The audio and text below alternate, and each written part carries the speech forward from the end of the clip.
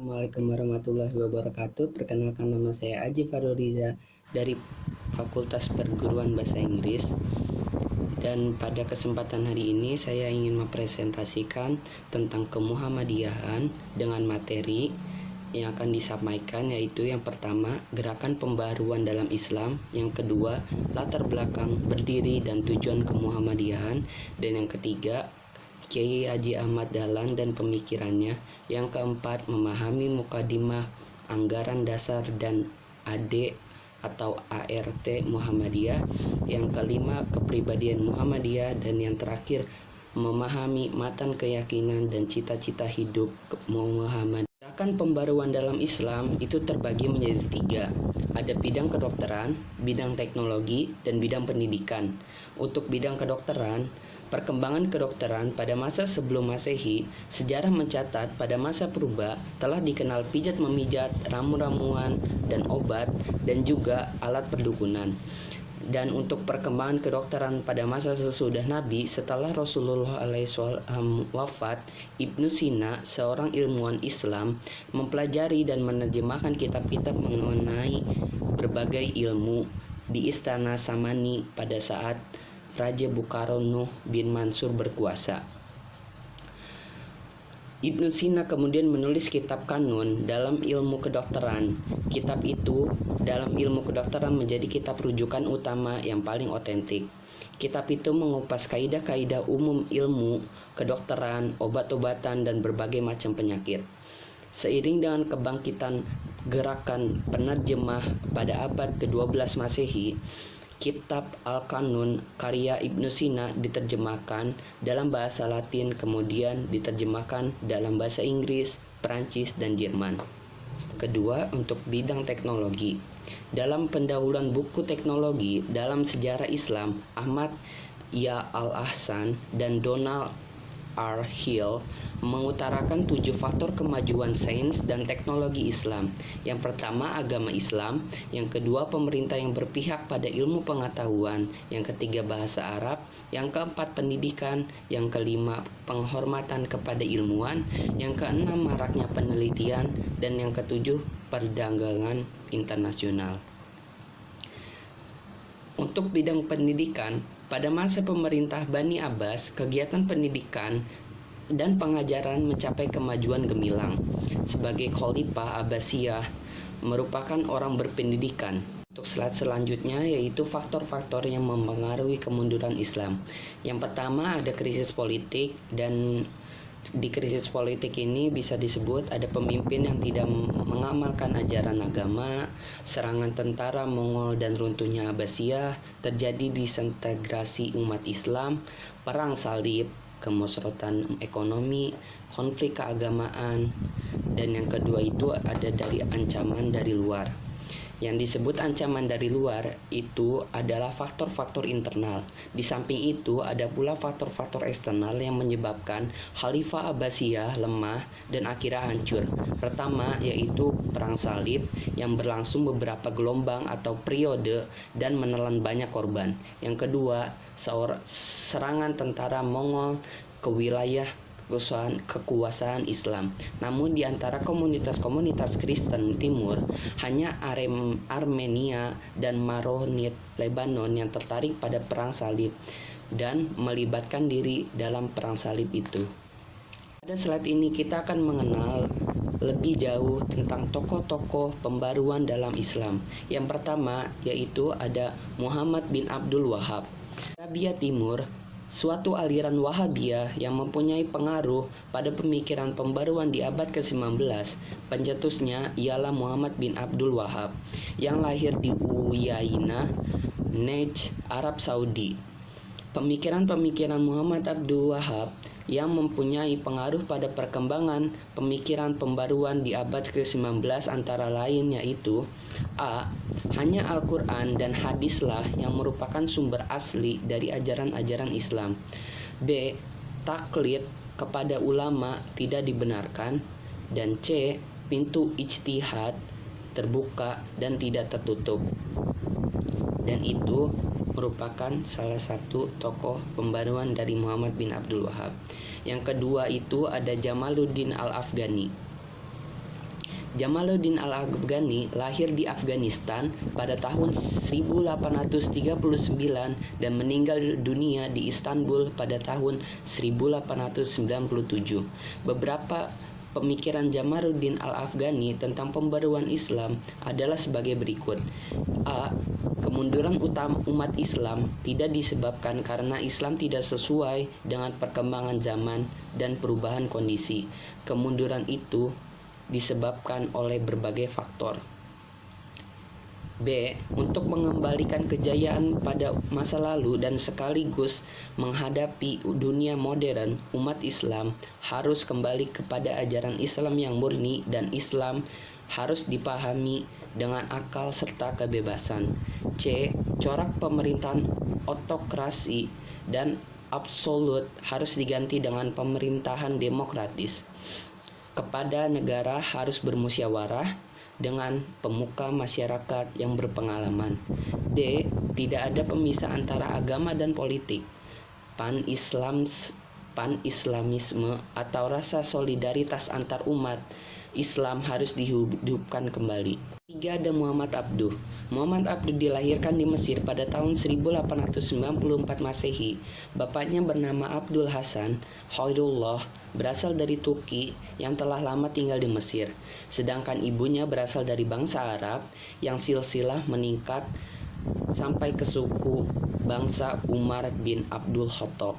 Adapun ide-ide pembaruan Muhammad Abduh yang membawa dampak positif bagi pengembangan pemikiran Islam sebagai berikut. Yang pertama, pembukaan pintu ijtihad menurut Muhammad Abduh merupakan dasar penting dalam menafsirkan kembali ajaran Islam. Yang kedua, penghargaan terhadap akal. Islam adalah ajaran rasional yang sejalan dengan akal, sebab dengan akal ilmu pengetahuan akan maju. Yang ketiga, kekuasaan negara harus dibatasi oleh konstitusi yang telah dibuat oleh negara yang bersangkutan. Lalu, yang keempat ada Said Ahmad Khan. Pemikiran Said Ahmad Khan tentang pembaruan Islam sebagai berikut. Yang pertama, kemunduran umat Islam disebabkan tidak mengikuti perkembangan zaman dengan cara teknologi dan sains. Yang kedua, ia berpendirian bahwa manusia bebas kehendak dan berbuat sesuai dengan sunatullah yang tidak berubah. Yang ketiga, sumber ajaran Islam hanyalah Al-Quran dan hadis. Yang keempat, ia menentang taklid dan perlu adanya ijtihad sehingga umat Islam dapat berkembang seiring dengan kemajuan ilmu pengetahuan dan teknologi modern. Yang terakhir, ia berpendapat bahwa satu-satunya cara untuk mengubah pola pikir umat Islam dari keterbelakangan adalah pendidikan. Itu adalah presentasi tentang gerakan pembaruan dalam Islam. Untuk materi kedua yaitu ada latar belakang dan tujuan Muhammadiyah. Yang pertama, kita akan membahas tentang berdirinya Muhammadiyah. Muhammadiyah didirikan oleh Kiai Haji Ahmad Dahlan pada tanggal 8 Zulhijjah 1330 Masehi atau bertepatan pada tanggal 18 November. Beliau lahir pada tahun 1868, sebuah pemukiman di sekitar Masjid Besar Yogyakarta yang bernama Kampung Kauman dengan nama asli yaitu Muhammad Darwisi. Sebelum mendirikan Muhammadiyah, Kiai Haji Ahmad Dahlan sering terlibat dialog dengan sahabat-sahabatnya berkaitan dengan kondisi umat Islam dan solusinya. Solusinya adalah pertama, menegakkan kembali peranan Al-Quran dan As-Sunnah sebagai sumber utama agama Islam. Yang kedua, dibutuhkan sekelompok umat guna menegakkan ajaran agama Islam yang bersumber dari Al-Quran dan As-Sunnah yang dijelaskan pada surat Al-Imran ayat 104 dan mendorong umat Islam dan Kiai Haji Ahmad Dahlan untuk mendirikan sebuah organisasi. Peresmian berdirinya Muhammadiyah yaitu pada tanggal 20 Desember pada tahun 1912 di Jalan Malioboro, Yogyakarta dihadiri sekitar 60-70 orang haji, priai, kalangan pangreh, praja, dan beberapa orang umum pengurus Budi Utomo, dan pejabat pemerintah kolonial Belanda. Slide ini kita akan membahas tentang arti Muhammadiyah. Muhammadiyah berasal dari bahasa Arab, yaitu Muhammad, yaitu nama Nabi atau Rasul Allah Sallallahu Alaihi Wasallam yang terakhir. Kemudian mendapat ya nisbiyah, yang artinya menjeniskan. Jadi Muhammadiyah berarti umatnya Nabi Muhammad Sallallahu Alaihi Wasallam atau pengikut Nabi Muhammad Sallallahu Alaihi Wasallam, yaitu semua orang yang meyakini bahwa Nabi Muhammad SAW adalah Nabi dan Rasul Allah yang terakhir. Dengan demikian, siapapun yang beragama Islam, maka dia adalah orang Muhammadiyah tanpa dilihat atau dibatasi oleh perbedaan organisasi, golongan, bangsa, geografis, etnis, dan lain sebagainya. Pada slide ini kita akan membahas tentang memahami Kiai Haji Muhammad Ahmad Dahlan dan pemikirannya. Selanjutnya kita akan membahas tentang materi ketiga, yaitu memahami Kiai Haji Ahmad Dahlan dan pemikirannya. Pertama, ada silsilah dan latar belakang keluarga. Kiai Haji Ahmad Dahlan lahir pada tanggal 1 Agustus 1869 di Kampung Kauman, Yogyakarta, dan wafat pada tanggal 23 Februari pada tahun 1923. Kiai Haji Ahmad Dahlan adalah putra dari Kiai Haji Abu Bakar bin Kiai Haji Mas Sulaiman, yaitu seorang ulama yang menjabat sebagai khotib di Masjid Agung Yogyakarta. Ibunya bernama Siti Aminah binti Kiai Haji Ibrahim, yaitu seorang penghulu besar di Kesultanan Yogyakarta. Namanya sesama kecil adalah Muhammad Darwis dan mendapatkan nama kehormatan Raden Ngabehi Ngabdul Darwis dari Sri Sultan Hamengkubuwono ke-7 karena ayahnya memiliki kedudukan yang tinggi di Kesultanan Yogyakarta. Untuk silsilah selanjutnya, yaitu namanya berganti menjadi Haji Ahmad Dahlan kembalinya beliau dari Mekah. Kemudian gelar Kiai ditambahkan pada namanya sebagai bentuk penghargaan dan pengakuan secara umum atas pengetahuan agamanya yang mendalam dan keyakinan masyarakat atas kesalehannya. Kiai Haji Ahmad Dahlan merupakan anak keempat dari 7 bersaudara. Dengan rincian tersebut, ini ada saudara-saudaranya. Yang pertama Nyai Chatib Arum, yang kedua Nyai Musinah atau Nyai Nur, yang ketiga Nyai Haji Soleh, yang keempat adalah Muhammad Darwis Kiai Haji Ahmad Dahlan, yang kelima Nyai Abdurrahman, yang keenam Nyai Haji Muhammad Fakih, dan yang terakhir ada Muhammad Basir. Kiai Haji Ahmad Dahlan menikahi Siti Walidah atau yang terkenal dengan sebutan Nyai Ahmad Dahlan binti Kiai Haji Panghulu Haji Fadil yang merupakan sepupunya sendiri. Untuk selanjutnya ada pendidikan dan kegiatan organisasi. Kiai Haji Ahmad Dahlan tidak pernah mengenyam pendidikan formal dengan memasuki pendidikan jenjang atau tingkat sekolah tertentu. Ia mempelajari berbagai ilmu dengan cara berguru kepada para ulama, para ahli, dan membaca buku serta kitab-kitab. Kiai Haji Ahmad Dahlan pernah menuntut ilmu dari beberapa guru dan kiai selama berada di Mekah. Subhanallah. Sebelum mendirikan Muhammadiyah, Kiai Haji Ahmad Dahlan telah melakukan berbagai kegiatan keagamaan dan dakwah. Pada tahun 1906, ia diangkat sebagai khotib besar dengan gelar khotib amin. 1 tahun kemudian, ia mempelopori musyawarah alim ulama, dan dalam forum tersebut disampaikannya pendapat bahwa arah kiblat Masjid Agung kurang tepat. Dari situlah kemudian arah kiblat Masjid Agung digeser agak ke kanan oleh para muridnya dan bertahan hingga saat ini. Terakhir ada pokok-pokok pikiran. Pandangan Kiai Haji Ahmad Dahlan dalam bidang akidah sejalan dengan pandangan ulama salaf. Yang kedua, beragama dengan beramal. Yang ketiga, dasar hukum Islam adalah Al-Quran dan As-Sunnah. Yang keempat, memahami Al-Quran. Yang kelima, bahwa tindakan nyata adalah wujud konkret dan penerjemahan Al-Quran, dan organisasi adalah wadah dari tingkat nyata tersebut. Yang keenam, sesuai dengan dasar pemikiran bahwa seseorang itu perlu suka dan bergembira, maka orang tersebut harus yakin bahwa mati adalah bahaya, akan tetapi melupakan kematian adalah bahaya yang jauh lebih besar dari kematian itu sendiri. Yang ketujuh, kunci persoalan kehidupan adalah peningkatan kualitas hidup dan kemajuan yang sedang berkembang dalam tata kehidupan masyarakat. Yang terakhir, pembinaan generasi muda kader dengan jalan interaksi langsung. Nah, jadi ini adalah pokok-pokok pemikiran dari Ki Haji Ahmad Dahlan. Untuk materi selanjutnya, yaitu kita akan membahas Muqaddimah, Anggaran Dasar, dan AD atau ART Muhammadiyah. Anggaran Dasar dan Anggaran Rumah Tangga.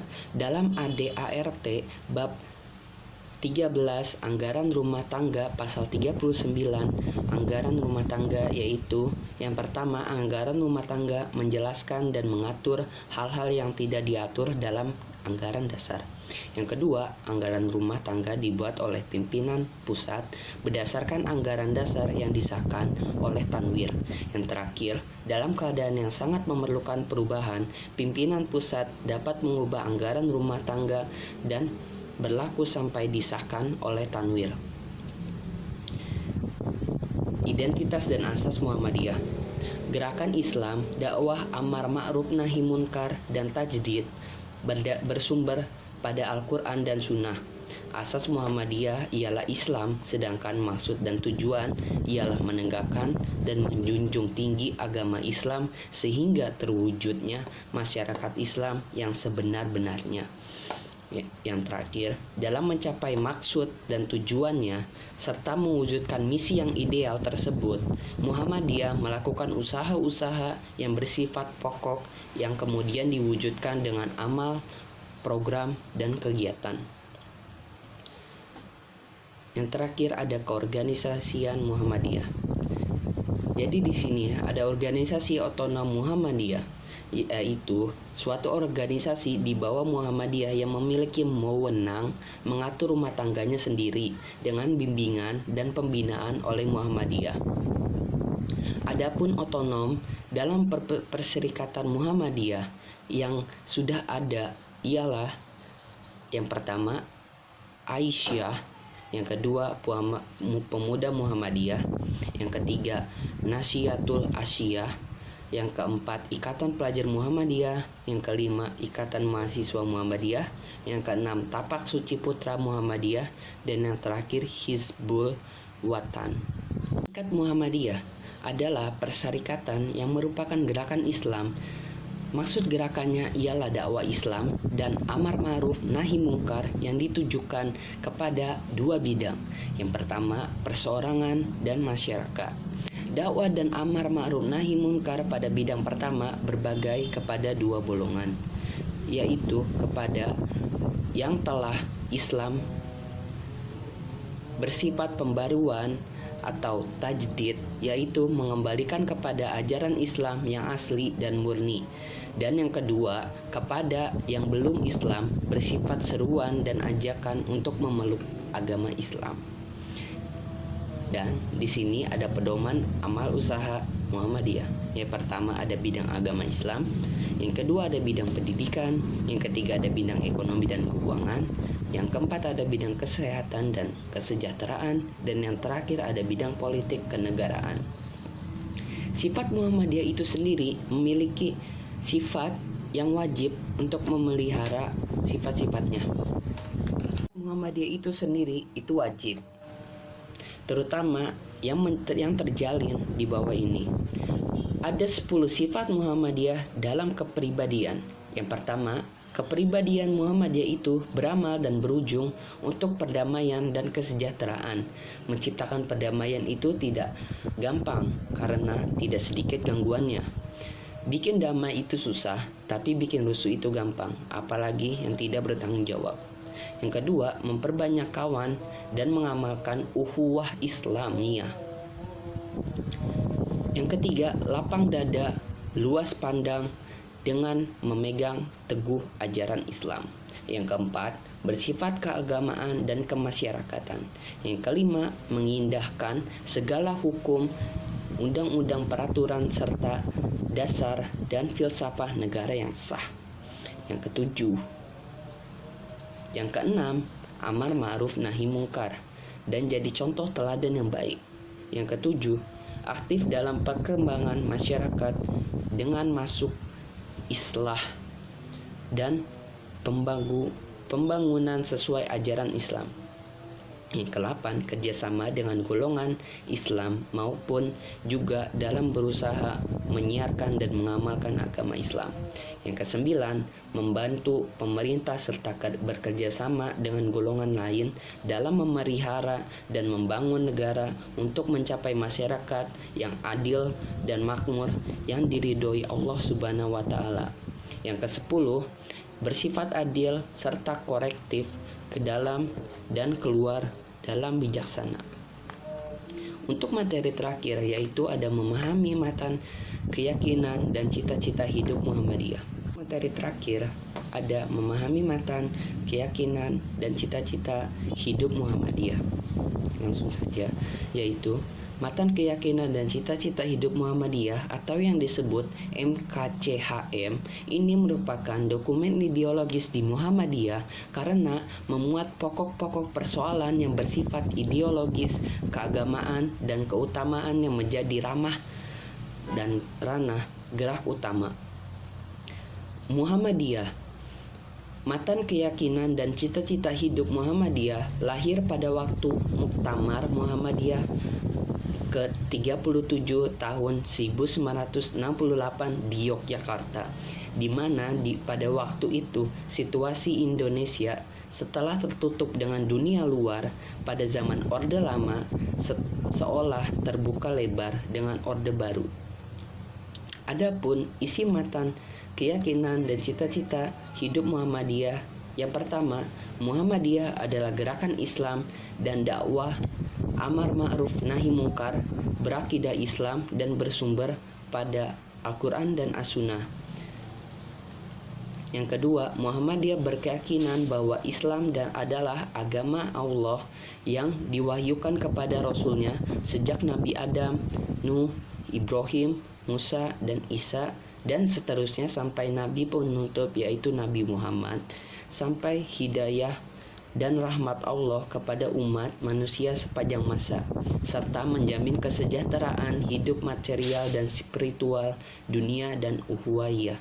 Yang ketiga yaitu ada Muhammadiyah dalam mengamalkan Islam berdasarkan pada Al-Quran, kitab Allah yang diwahyukan kepada Nabi Muhammad, sunnah Rasulullah, dan yang terakhir Muhammadiyah bekerja untuk terlaksananya ajaran-ajaran Islam yang meliputi bidang akidah, akhlak, dan ibadah dan muamalah duniawi. Yang keempat, Muhammadiyah bekerja untuk terlaksananya ajaran-ajaran Islam yang meliputi yang pada bidang akidah, akhlak, dan ibadah dan muamalah duniawi. Yang pertama, akidah, yaitu Muhammadiyah bekerja untuk tegaknya akidah Islam yang murni, bersih dari gejala-gejala kemusyrikan, bid'ah, dan khurafat tanpa mengabaikan prinsip toleransi menurut ajaran Islam.